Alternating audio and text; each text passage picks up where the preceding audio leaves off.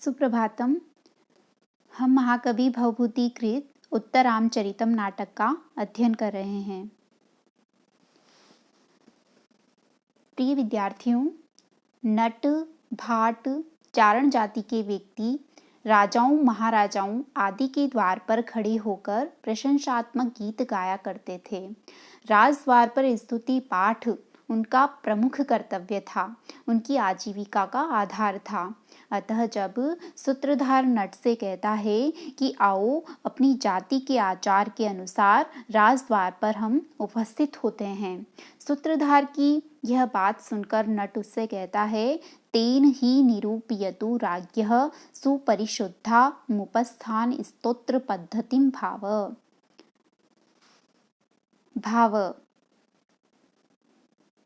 भाव शब्द का अर्थ होता है अत्यंत आदरणीय, श्रीमान, भाव, आर्य, महानुभाव, मान्यवर, विद्वान आदि शब्द समानार्थक हैं।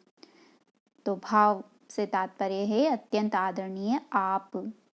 तेन ही यदि ऐसा है तो भाव अत्यंत आदरणीय आप राज्ञः राजा का, सुपरिशुद्धाम अत्यंत निर्दोष, सर्वथा दोष शून्य, उपस्थान स्तोत्र पद्धतिम, उपस्थान का अर्थ होता है सेवा।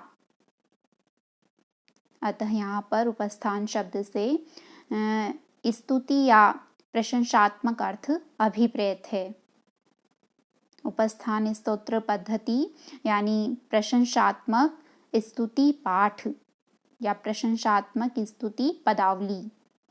निरूपयतु विचार कर लें।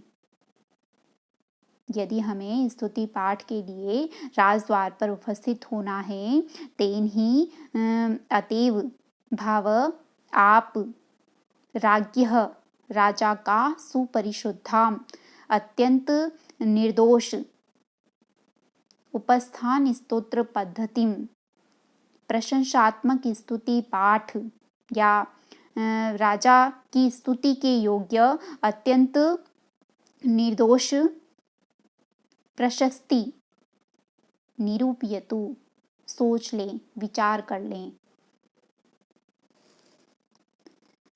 जब पूज्य गुरुजनों की स्तुति की जाती है तब इस बात का ध्यान रखा जाता है कि स्तुति की शब्दावली से कहीं अनुचित या अयोग्य अर्थ ध्वनित न हो जाए। इसलिए नट सूत्रधार से कहता है कि तेन ही यदि ऐसा है तो हमें राजा की स्तुति करनी है तो राज्ञः राजा का, सुपरिशुद्धाम सर्वथा दोष शून्य, उपस्थान स्तोत्र पद्धतिम प्रशंसात्मक स्तुति पाठ निरूपयतु विचार कर लें। सूत्रधार कहता है मारिश। नाटक में सूत्रधार के द्वारा नट के लिए आर्य इस अर्थ में मारिश शब्द का प्रयोग किया जाता है। अमरकोश कहता है आर्यस्तु मारिशः, मारिश यानी आर्य। सर्वथा व्यवहर्तव्यम कुतो ह्यवचनीयता यथा स्त्रीणां तथा वाचां साधुत्वे दुर्जनो जनः। सर्वथा व्यवहर्तव्यम कुतः ही अवचनीयता, ही अवचनीयता, ही प्लस अवचनीयता इको यण से यण संधि है। यथा स्त्रीणां तथा वाचां साधुत्वे दुर्जनः जनः। अन्वय है सर्वथा व्यवहर्तव्यम अवचनीयता कुतः ही जनः यथा स्त्रीणां तथा वाचां साधुत्वे दुर्जनः। सर्वथा व्यवहर्तव्यम सब प्रकार से, व्यवहर्तव्यम व्यवहार करना चाहिए, सब प्रकार से यानी अवसरानुकूल, अवसरोचित व्यवहार करना चाहिए। निंदा आदि की चिंता किए बिना अपने कर्तव्य की भावना से व्यवहर्तव्यम व्यवहार करना चाहिए। अवचनीयता कुतः, अवचनीयता यानी निर्दोषता, दोष शून्यता कुतः कैसे संभव हो सकती है। अवचनीयता कुतः सर्वथा दोष शून्यता कैसे संभव है। ही क्योंकि कारण दे रहे हैं कि अवसरानुकूल व्यवहार क्यों करना चाहिए और निर्दोषता कैसे संभव नहीं है। इसका कारण है कि क्योंकि जनः मनुष्य लोग यथा स्त्रीणां साधुत्वे दुर्जनः तथा वाचाम साधुत्वे दुर्जनः। यथा जिस प्रकार स्त्रीणां साधुत्वे स्त्रियों की साधुता के विषय में, साधुता यानी सत्यता, पवित्रता, पातिव्रत्य के संबंध में, दुर्जनः दुर्जन यानी दोषदर्शी होते हैं, चित्रान्वेषी होते हैं, तथा उसी प्रकार वाचाम साधुत्वे दुर्जन, वाचाम वाणी की, वाणी यानी पद्य आदि की, काव्य आदि की, साधुत्वे निर्दोषता के संबंध में भी दुर्जन छिद्रान्वेषी होते हैं, दोषदर्शी होते हैं।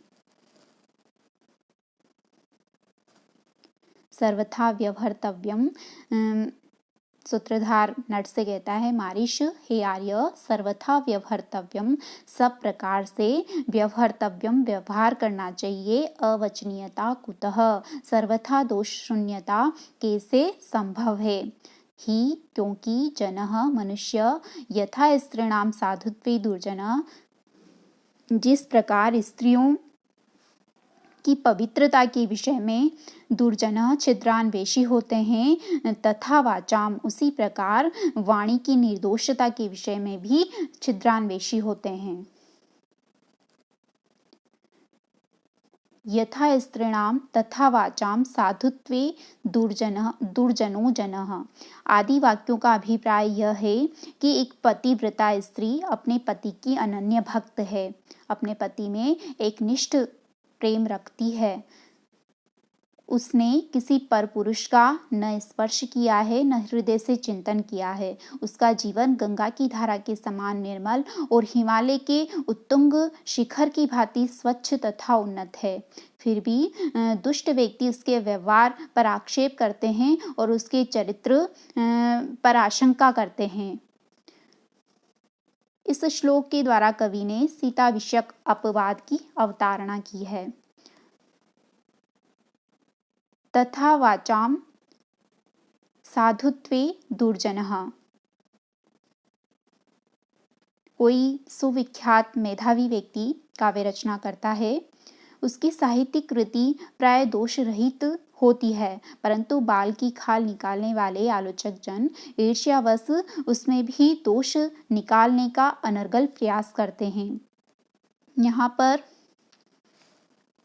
महाकवि ने मालती माधव तक पाठकों के द्वारा अपनी उपेक्षा किए जाने पर कदाचित आक्रोश भी व्यक्त किया है। तात्कालिक विद्वत समाज ने उनके महावीर चरित नाटक की भी कटु आलोचना की थी और उनकी रचनाओं का समुचित मूल्यांकन नहीं किया था।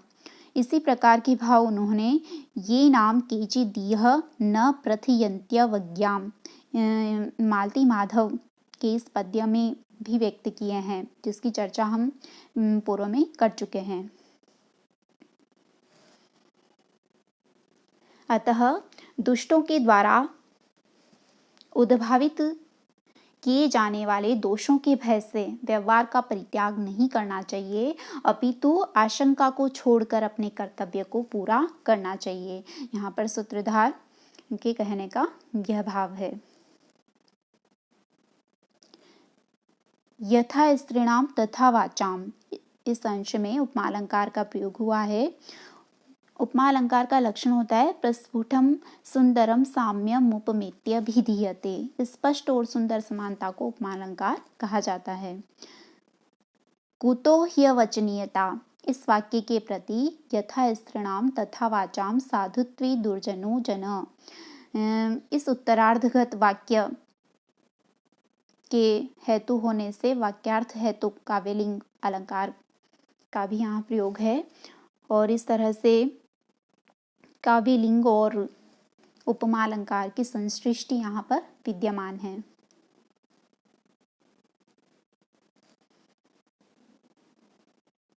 नटः, नट कहता है अति दुर्जन इति वक्तव्यम, अति दुर्जन, उसे तो अत्यंत दुर्जन वक्तव्यम कहना चाहिए।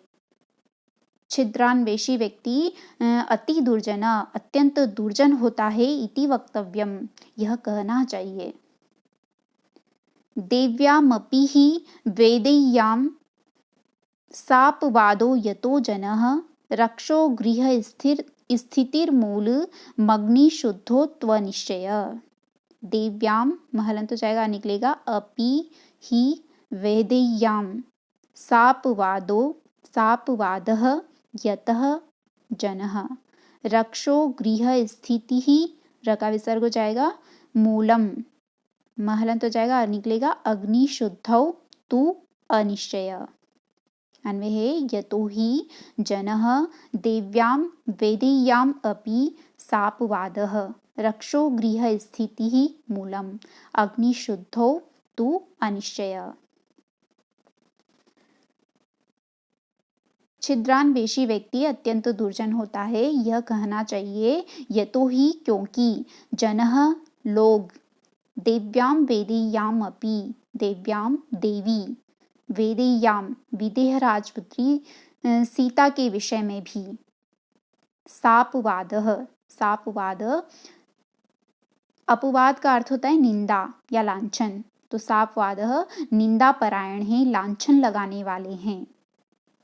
यतो ही क्योंकि जनः लोग देव्यां वेदैयाम अपि सती साध्वी विदेह राजपुत्री भगवती सीता पर भी सापवाद लांछन लगाते हैं। रक्षो गृह स्थिति ही मूलम राक्षस रावण के घर में रक्षो गृह यानी राक्षस रावण के घर में स्थिति निवास मूलम इस लांछन का मूल है, मूल कारण है। अग्नि शुद्धो तो अनिश्चय अग्नि शुद्धो अग्निशुद्धि में अनिश्चय अनिश्चय यानी अविश्वास से लोगों का अग्नि शुद्धि में विश्वास नहीं है। अग्नि परीक्षा के द्वारा सीता की निर्दोषता के विषय में सीता की पवित्रता के विषय में लोगों में अनिश्चय यानी अविश्वास है।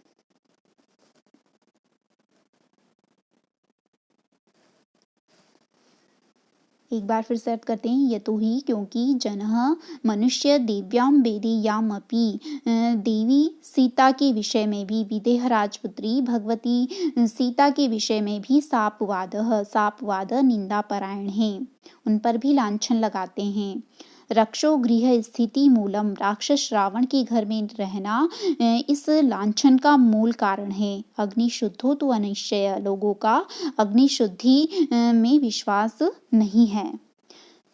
देव्याम और वेदैयाम इन दो पदों के द्वारा सीता चरित्र की लोकातिशयता और परम पवित्रता ध्वनित की गई है। भगवती सीता दिव्य गुणोपेता है, वह कोई सामान्य नारी नहीं है, वह अयोनिजा है, अर्थात उनकी उत्पत्ति मानव गर्भ से नहीं हुई है। सीता की उत्पत्ति यज्ञ भूमि से हुई थी, जब महाराज जनक उससे हल से जोत रहे थे। जब मनुष्य मानव गर्भ से उत्पन्न होता है तो उसमें दोषों की संभावना होती है, किंतु श्री सीता देवी अयोनिजा है। अयोनिजा सीता को वैदेही अर्थात विदेह राजपुत्री कहकर उसकी पारिवारिक पवित्रता यहाँ पर महाकवि भवभूति ने सूचित की है। मनोविज्ञान के अनुसार व्यक्ति के चरित्र निर्माण में परिवार का मुख्य प्रभाव होता है।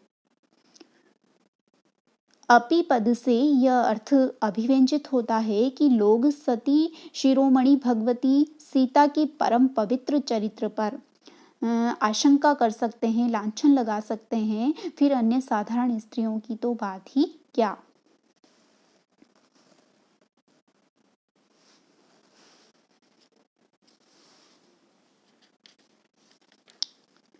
अति दुर्जनः इस वाक्य के प्रति श्लोक का पूर्वार्ध कारण है, अतः यहाँ पर काव्यलिंग अलंकार है। काव्यलिंग का लक्षण होता है हेतुर वाक्य पदार्थत्वे काव्यलिंगम निगद्यते।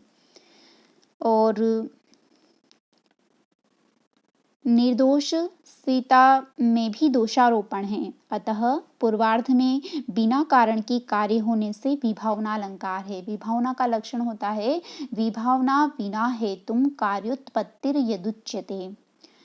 अग्निशुद्धोत्व निश्चय, इस अंश में अग्निशुद्धि कारण के होते हुए भी अविश्वास होने से कारण होने पर भी कार्य का अभाव होने से विशेषोक्ति अलंकार है। विशेषोक्ति का लक्षण होता है सती है तो फलाभावे विशेषोक्तिर निगद्यते। कारण के होते हुए भी कार्य का अभाव विशेषोक्ति अलंकार कहा जाता है। प्रस्तुत पद्य भी अनुष्टुप छंद में निर्मित है। इति शुभम।